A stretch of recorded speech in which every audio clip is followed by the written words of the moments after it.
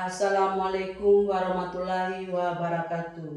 Kepada yang terhormat Bapak Ibu dosen penguji uni kinerja. Perkenalkan, nama lengkap saya Rinsiana Delima SPD, mahasiswa PPG Guru Tertentu tahap 4 tahun 2025 dengan NIM 259020495067. Ini KTP saya.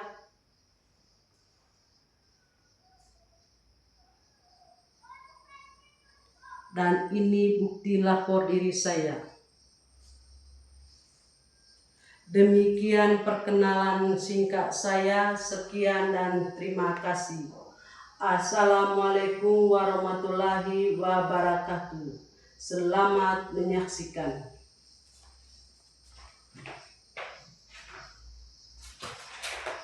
Selamat pagi, Bu. Selamat pagi. Halo Kakak Seril. Bagaimana kabar hari ini? Baik, Bu. Oke, silakan duduk. Terima kasih, Bu. Oke.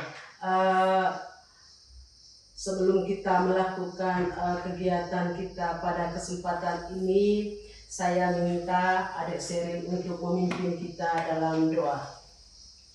Marilah kita siapkan hati untuk berdoa dalam nama Bapa. Puji dan syukur kami haturkan kepada-Mu Tuhan atas segala nafas kehidupan yang Engkau berikan kepada kami. Tuhan, sekarang kami akan melakukan bimbingan konseli. Sudi kiranya Engkau selalu menjaga dan memimpin kami. Semoga bimbingan konseling kami pada saat ini berjalan dengan lancar sesuai dengan kehendak-Mu.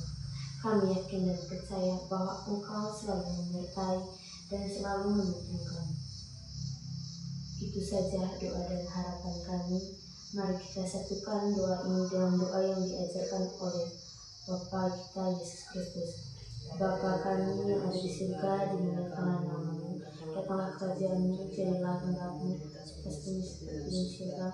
Berilah kami rezeki pada hari ini dan ampunilah kesalahan kami, seperti kami mengampuni kepada kami. Janganlah masukkan kami ke dalam pencobaan, tetapi bebaskanlah kami dari jahat. Amin. Dalam nama Bapa dan Putra dan Roh Kudus. Amin. Oke, terima kasih banyak kepada Adik Seril. Adik Seril tentu tahu bahwa dengan kehadiran Adik Seril saat ini dalam kegiatan ini, tentu Adik Seril mempunyai masalah dalam kehidupan Adik Seril. Tentu di sini juga kita mempunyai hubungan antara konseli dan konselor.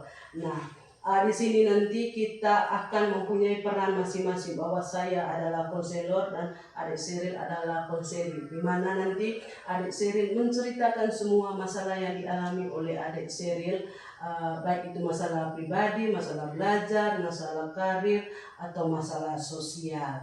Nah, di sini nanti kita akan tahu bahwa masalah apa yang disampaikan oleh Adik Seril, bahwa di sini kita mempunyai mempunyai perjanjian bahwa dalam melakukan konseling itu ada asas, terutama ada asas kerahasiaan. Asas kerahasiaan ini tergantung bagaimana permasalahan yang dialami oleh Adik Seril. Karena masalah pribadi, bagaimana masalah pribadi itu apakah pantas untuk dirahasiakan atau tidak.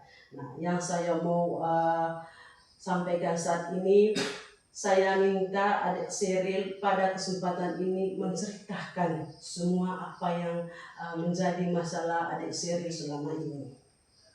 Terima kasih, Bu. Jadi tujuan saya ke ruangan bimbingan konseling ini tadi, tentunya ada masalah yang saya alami. Oke. Masalah yang saya alami, Ibu, ketika saya berangkat dari rumah menuju sekolah, rasanya itu gelisah. Ketika sampai di sekolah rasa murung, rasanya itu tidak enak kalau ketemu dengan teman-teman, karena saya merasa ketika saya datang ke sekolah teman-teman pada jauh dari saya. Oke, kalau boleh tahu, kalau boleh Ibu tahu, kenapa sampai teman-teman adik Sheryl itu menjauh dari adik Sheryl?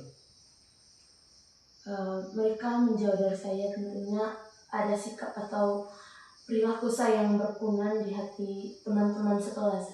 Jadi selama ini saya memang tidak rajin datang sekolah. Kehadiran saya itu banyak tanpa keterangan. Jadi itu salah satu alasan mereka menghindar dari saya. Dan kalau di kelas itu mungkin saya orang yang paling terpelit. Ketika mau jajan ke kantin, saya tidak pernah ajak teman-teman ke kantin bersama. Padahal teman-teman yang lain kalau mereka ke kantin itu mereka selalu bersama. Dan ketika saya ada lebih pena, saya tidak mau kasih dengan mereka karena menganggap itu kan uang dari saya, tidak mungkin saya memberi kepada teman-teman. Oke, berarti di sini adik Sheryl ini dijauhkan dari teman-teman itu karena yang pertama mungkin adik Sheryl merasa bahwa teman-teman tidak menerima diri adik Sheryl di sana. Karena mungkin kembali kepada pribadi adik Sheryl itu tadi, karena ada rasa pelit terhadap teman, itu tidak mau bergaul dengan teman, karena adik Sheryl juga merasa bahwa karena selama ini adik Sheryl sering tidak datang sekolah. Nah, yang mau ibu tanyakan, kenapa adik Sheryl tidak sering datang sekolah? Mungkin ada alasan sehingga adik Sheryl itu jarang datang sekolah. Mungkin karena ada faktor dari keluarga atau faktor dari dalam diri adik Sheryl sendiri atau bagaimana? Adik Sheryl bisa ceritakan semua apa yang menjadi masalah adik Sheryl saat ini supaya nanti masalah itu bisa diselesaikan. Jadi faktor yang menyebabkan saya malas datang ke sekolah, yang pertama rasa cemas. Ketika saya berangkat dari rumah, saya merasa cemas. Di dalam hati saya berkata, kalau saya ke sekolah pasti teman-teman pada jauh dari saya, dan itu yang membuat saya tidak datang sekolah. Apakah tidak datang sekolah ini ada atau mungkin ketika adik Sheryl itu tidak datang sekolah, bagaimana peran orang tua di sana ketika tahu bahwa adik Sheryl itu sering tidak datang sekolah? Jadi kalau saya tidak datang sekolah dan hanya tidur saja di rumah, mereka selalu bertanya, kenapa tidak datang sekolah? Ya, kenapa tidak pergi sekolah? Saya hanya menjawabnya dengan saya tidak enak badan, begitu saja, Bu. Terus mereka merasa sedih, Bu, karena saya itu selalu menyendiri jauh dari teman-teman. Mereka selalu berkata, kenapa menyendiri? Terus saya menjawabnya, ya karena saya suka menyendiri. Begitu sih. Itu adalah perilaku adik Sheryl yang introvert ya, yang kurang bergaul dengan teman-teman. Yang menjadi masalah di sini, yang menjadi pokok permasalahannya itu bahwa adik Sheryl itu sering menyendiri. Nah, ketika adik Sheryl itu menyendiri, bagaimana sikap adik Sheryl ketika Bapak Ibu guru di dalam kelas itu dalam proses KBN itu? Bagaimana adik Sheryl itu mengikuti pelajaran? Kalau tadi kan adik Sheryl bilang bahwa saya itu sering murung apa semua, berarti dalam proses KBN itu suasana hati adik Sheryl itu tidak tenang karena sering murung, sering gelisah. Bagaimana perasaan adik Sheryl di saat proses KBN ketika ada perasaan murung dan perasaan gelisah? Tentunya perasaan saya pada saat proses KBN berlangsung merasa cemas terus, Bu. Karena ketika saya fokus dengan materi, tiba-tiba rasa cemas itu datang kepada diri saya dan pikiran saya itu terbang kemana-mana, dan itu yang membuat saya malas untuk baca buku, untuk menulis, dan sulit sekali untuk meresapi semua materi yang diberikan oleh Bapak dan Ibu guru. Oke, apakah dari awal sebelum adik Sheryl ini masuk ke lembaga ini atau masuk ke SMA ini, apakah ada niat atau tidak untuk sekolah? Iya sih, Bu, saya itu niat sekali mau sekolah, tapi karena karena perilaku atau tindakan saya yang membuat teman-teman pada jauh dari saya. Jadinya saya tidak ada niat untuk datang sekolah.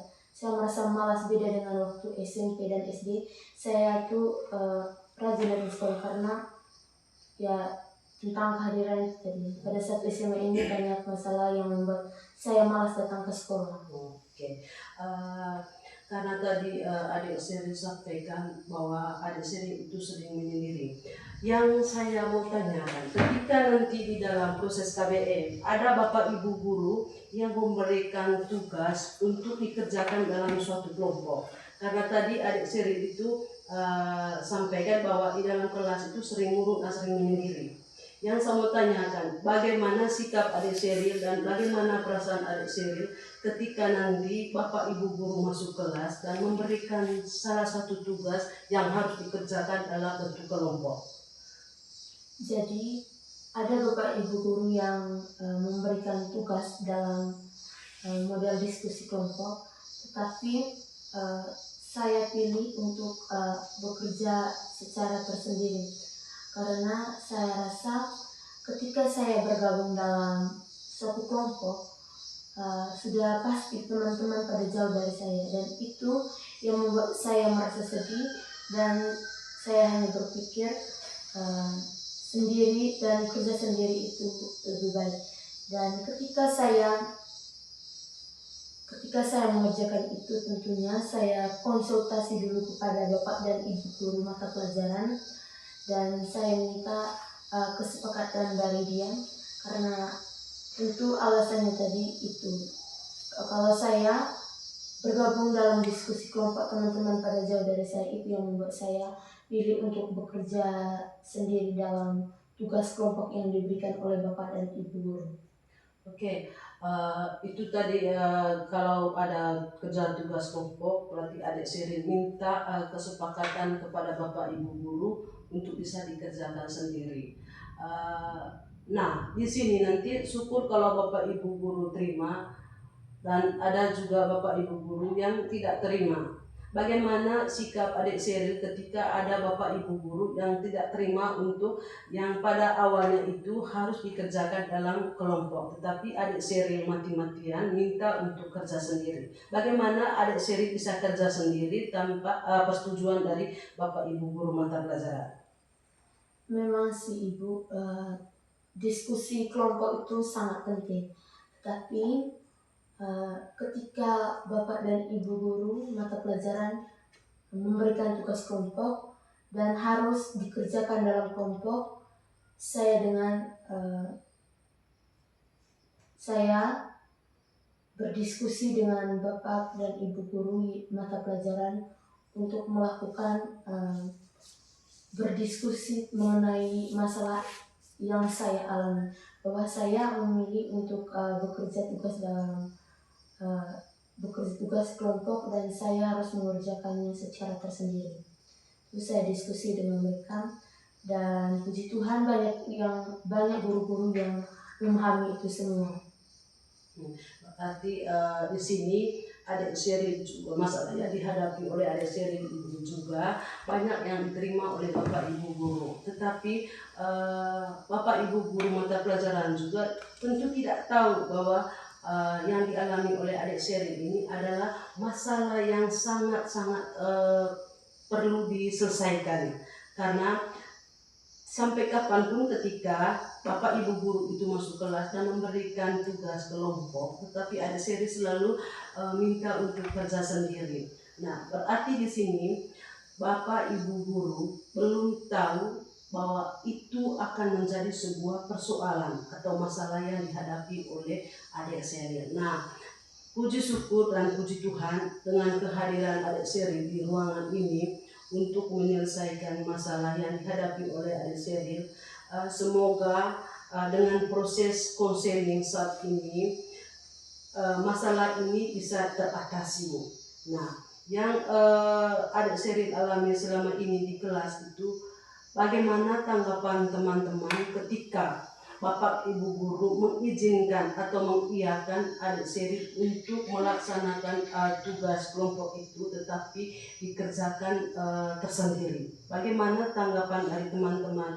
Karena tadi Bapak Ibu guru sudah masukkan adik Sheryl ke dalam suatu kelompok, tetapi adik Sheryl diam-diam atau ketemu dengan Bapak Ibu guru untuk bisa minta dikerjakan sendiri.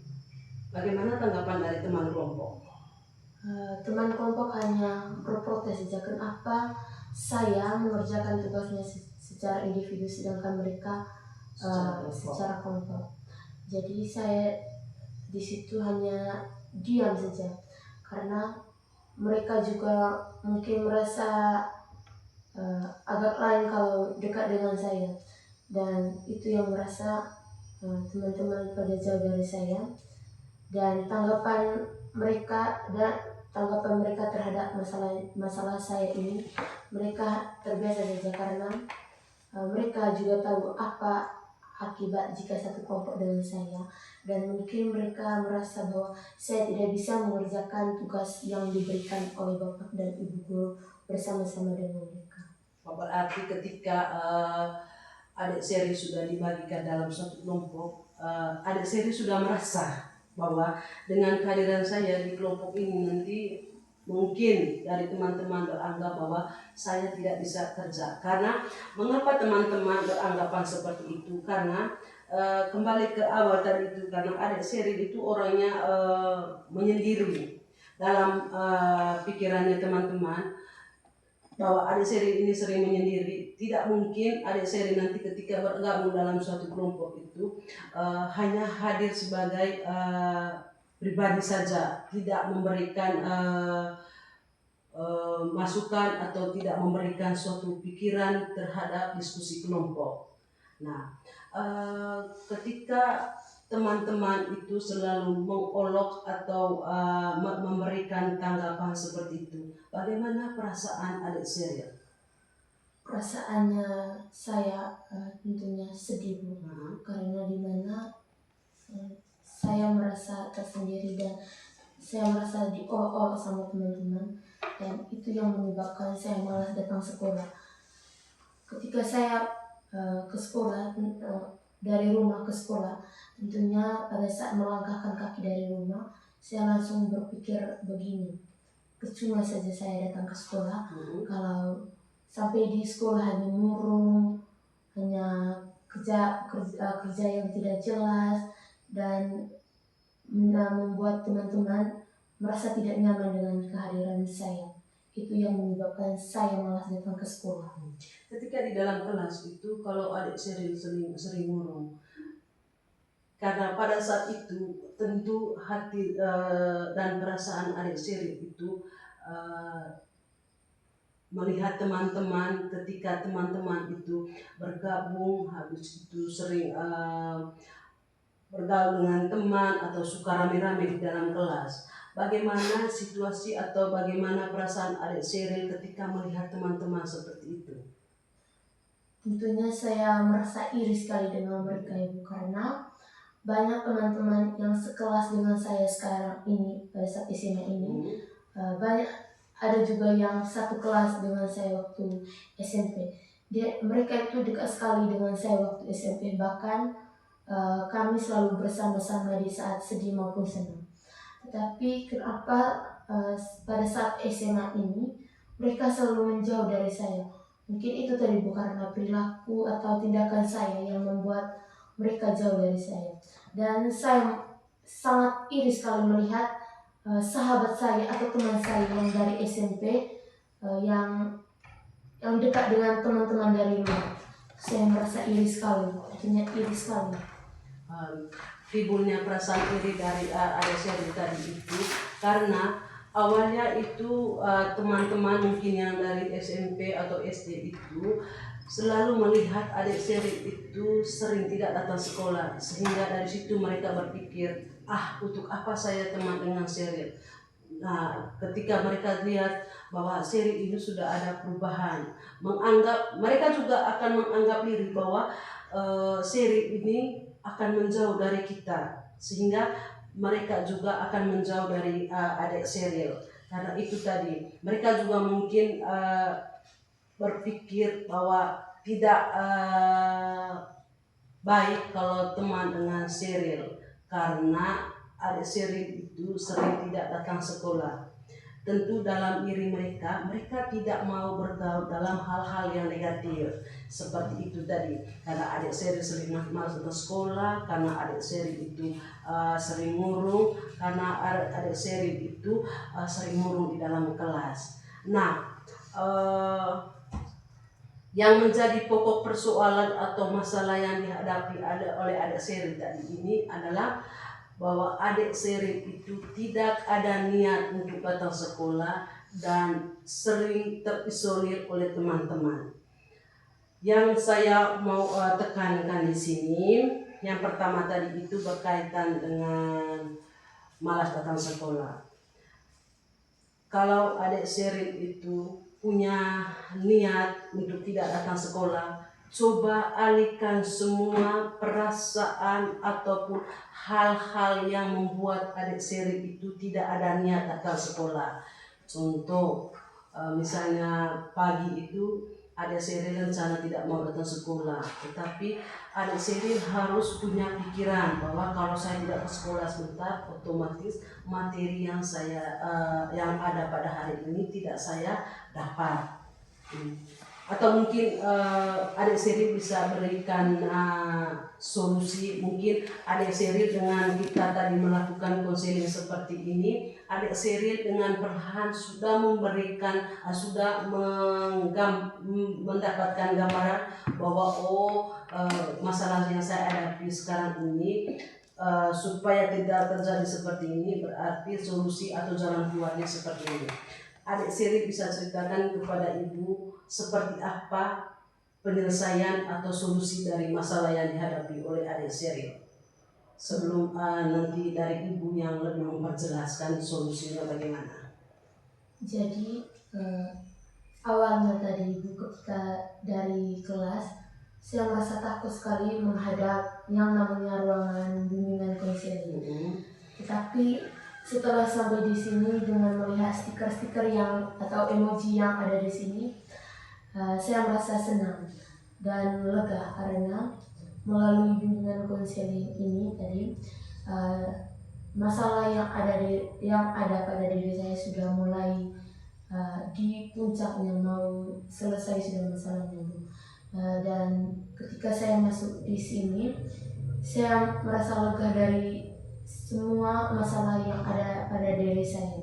Nah, dari persoalan itu tadi mungkin adik Sheryl sudah menemukan jalan keluarnya atau solusi tadi, seperti yang ibu contoh tadi, ketika adik Sheryl tadi itu tidak ada niat untuk datang ke sekolah. Mungkin adik Sheryl bisa ceritakan bagaimana solusi yang terbaik sehingga perilaku negatif dari adik Sheryl tadi ini akan menjadi hal-hal yang positif.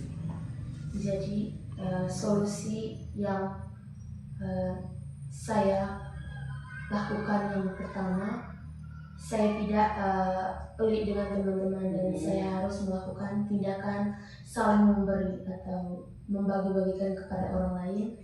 Dan yang kedua, saya berjanji untuk kedepannya tidak malas untuk datang ke sekolah, karena ini yang menyebabkan saya ketinggalan dengan materi yang diberikan oleh bapak dan ibu guru dan membuat teman-teman pada jauh dari saya. Berarti yang adik Sheryl rasakan sekarang ini, bagaimana perasaan adik Sheryl sekarang ini setelah adik Sheryl sudah menyampaikan semua unek-unek atau persoalan yang dialami oleh adik Sheryl selama ini? Puji Tuhan, setelah memasuki ruangan bimbingan konseling ini tadi, perasaan saya itu gembira dan rasanya lega dan juga jauh dari semua masalah yang saya alami setiap hari. Tentunya setiap hari saya merasa murung, merasa sedih karena banyak masalah-masalah yang saya alami. Tetapi setelah saya menghadapi ruangan yang namanya ruangan BK, saya merasa senang dan semua masalah yang saya alami itu rasanya sudah mulai di titik-titik puncaknya. Oke, berarti dengan kita selesai dengan melaksanakan kegiatan konseling ini tadi, adik Siri sudah merasa puas dengan apa yang disampaikan oleh adik Siri dan sudah menemukan jawaban atau yang lebih penting tadi itu bahwa apa yang menjadi atau hal apa yang menjadi selama ini dalam diri dan hati adik Siri ini saat ini sudah bisa terungkap. Nah, Ibu, solusi dari Ibu yang pertama tadi itu berkaitan dengan malasnya datang sekolah. Coba nanti adik Seri itu alihkan segala kegiatan-kegiatan negatif ini menjadi hal yang positif. Dalam arti ketika ada niat tidak datang sekolah, coba adik Seri itu alihkan pikiran bahwa ketika nanti saya tidak pergi ke sekolah, berarti yang pertama saya akan selalu diisolir atau selalu dijauhi dari teman-teman karena perilaku saya itu malas datang ke sekolah. Tentu dengan kehadiran saya di sana nanti membuat teman-teman akan menjauh dari saya. Nah, semua itu akan dialihkan bahwa apapun resikonya, apapun tantangan sampai di sekolah, tetap dalam diri dan niat itu bahwa saya harus ke sekolah. Yang pertamanya itu ketika saya tidak pergi ke sekolah, materi saya tidak dapat, saya tidak ketemu dengan teman-teman, atau saya tidak akan tahu apa kejadian atau apa hal yang dilakukan oleh teman-teman Bapak Ibu guru di sekolah pada hari itu. Itu yang pertama. Yang kedua, sering murung dan sering gelisah atau sering menyendiri di dalam kelas. Coba nanti adik Seri itu berusaha untuk gabung dalam suatu kelompok. Misalnya ketika nanti di dalam kelas itu ada satu kelompok yang sedang berkerumun, coba adik Seri sendiri mendekati teman-teman. Di sana nanti adik Seri juga bisa ceritakan atau bisa minta kesediaan dari teman-teman untuk bisa bergabung dalam suatu kelompok. Nah, dengan cara itu nanti mungkin teman-teman juga akan menerima adik Seri dengan baik. Nah, supaya adik Seri itu bisa bergabung dalam suatu kelompok, hal-hal atau perilaku pelit tadi itu, karena itu yang akan menimbulkan perasaan teman-teman akan menjauh dari adik Seri. Nah, perilaku-perilaku pelit itu tadi tidak boleh ada lagi dan itu harus dihindari. Kalau sedikit kita harus berbagi, walaupun sedikit demi sedikit. Habis itu kalau banyak kita coba berbagi dengan teman. Perilaku pelit itu tidak boleh, karena itu yang akan menimbulkan bahwa perasaan teman dalam kelas itu akan menjauh dari adik Seri. Karena mereka berpikir ketika nanti kita bergabung dengan dia, tentu dia akan selalu pelit dengan kita atau dia tidak menyambut baik dengan kita. Nah, soal tadi yang disampaikan itu tidak bergabung dengan kelompok ketika ada beri tugas dari Bapak Ibu guru dalam itu kelompok. Nah, adik Seri, apa yang dilakukan oleh adik Seri itu, mungkin adik Seri merasa bahwa itu adalah hal yang baik karena selalu diiyahkan oleh Bapak Ibu guru. Tetapi di sini itu sudah menjadi suatu masalah, karena kenapa Bapak Ibu guru iyahkan saja? Mereka tidak tahu bahwa ini adalah masalah yang dihadapi oleh adik Seri. Mereka tidak tahu apa penyebab sampai adik Seri itu selalu minta untuk kerjakan secara pribadi. Padahal tadi tugas yang diberikan oleh Bapak Ibu guru itu adalah kerja kelompok. Nah, karena Bapak Ibu guru tidak tahu apa yang menjadi selama ini kebiasaan adik Seri itu tidak boleh diulangi lagi. Kalau memang Bapak Ibu guru sudah berikan itu dalam suatu kelompok, itu harus dikerjakan dalam kelompok. Nah, jangan sampai nanti teman-teman berpikir bahwa atau beranggapan bahwa Seri ini menjadi anak emas. Ya, karena apa? Apa yang diminta oleh adik Seri kepada Bapak Ibu guru itu selalu diiyahkan. Apa sih kelebihannya Seri di sini? Karena dalam pikirannya teman-teman, selama ini dia sering murung, dia sering malas datang sekolah. Tetapi kok ketika diberikan tugas kelompok, dia selalu minta untuk kerja sendiri. Apa sih spesialnya Seri di sini? Nah, supaya tidak ada curiga atau muncul pikiran seperti itu, coba adik Seri nanti berusaha untuk bergabung dalam suatu kelompok. Karena kalau kita sudah bergabung dalam suatu kelompok, dalam mengerjakan tugas itu kita harus saling memberikan pendapat. Karena dalam diskusi kelompok itu adalah gabungan dari berbagai orang, misalnya sampai 3-4 orang dalam satu kelompok. Itu akan selalu memberikan sumbangan pikiran atau pendapat. Dari situ nanti kelompok akan mengangkat atau menggabung semua pikiran-pikiran dari teman kelompok itu. Karena kalau kita kerja sendiri, itu adalah hasil pemikiran kita sendiri, dan kita juga tidak tahu apakah ini benar atau tidak. Nah, supaya tidak terjadi seperti itu, cobalah alihkan semua hal-hal negatif itu menjadi hal-hal yang positif. Bisa? Bisa. Oke. Setelah proses konseling ini nanti atau setelah kegiatan ini, coba adik Sheryl introspeksi dirinya atau kembali menyadari diri bahwa apa yang saya alami selama ini itu tidak boleh diulangi kembali, dan berterima kasih karena apa yang saya alami selama ini sudah ada pada titik temunya, di mana bahwa apa yang saya lakukan selama ini adalah hal yang tidak baik. Ya, oke, itu solusi dari saya. Saran saya, semoga dengan hasil proses konseling ini adik Sheryl tidak akan pernah ada rasa takut lagi atau tidak ada rasa enggan lagi untuk datang ke ruangan ini, karena dengan masalah ini, dengan solusi yang diberikan oleh ibu tadi itu, kalau memang adik Sheryl merasa belum puas atau masih ada juga masalah lain yang dialami oleh adik Sheryl yang menimbulkan suatu persoalan-persoalan yang dialami setiap hari, bisa datang kembali di sini. Sepakat? Sepakat. Oke. Kalau memang ini sebentar masih agak belum puas, besok atau kapan saja bisa kita lakukan konseling kembali. Oke. Sebelum kita akhiri kegiatan kita pada pagi hari ini dalam proses konseling ini tadi, mungkin ada pesan atau mungkin ada kesan dari adik Sheryl berkaitan dengan kegiatan ini. Pesan dari saya Ibu, semua masalah itu bisa diselesaikan dengan cara berdiskusi dengan guru, terutama guru BK. Oke, terima kasih banyak, luar biasa. Kesannya? Sangat berterima kasih dengan Ibu sudah selalu bersama dengan saya menghadapi semua masalah yang saya alami. Oke, terima kasih untuk pesan dan kesannya.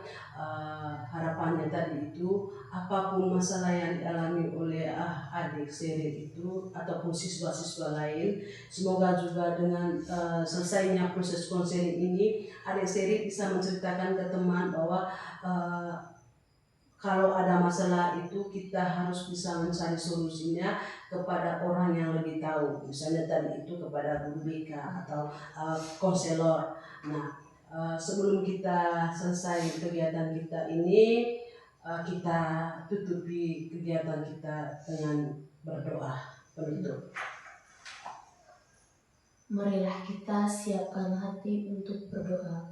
Dalam nama Bapa dan Putra dan Roh Kudus. Amin.